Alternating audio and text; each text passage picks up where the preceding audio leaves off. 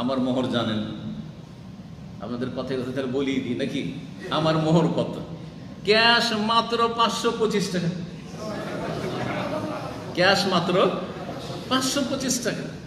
আমি আমার নিয়ত করে গেছি, শ্বশুর সাহেব যদি 1000 পর্যন্ত চান তাহলে সুন্নতি মোহর, নগদ মোহর দেবো। আর তারাও আহলে হাদিস, আমিও আহলে হাদিস, পাক্কা আহলে হাদিস, তারাও, আমরাও তাদের বংশধর আলেম, আর আমিও সেই পথের পথিক।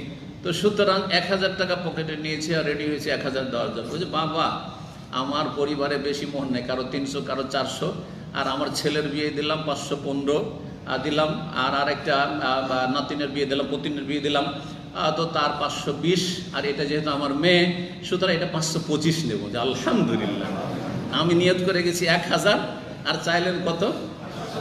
525 টাকা। আলহামদুলিল্লাহ, অতি বরকত দিয়েছে, অনেক বরকত দিয়েছে। তো বেশি মোহর নিলেই যে শান্তি পাবে আপনার মেয়ে, এটা ভুল ধারণা। আসলে এটা ভুল ধারণা। জি।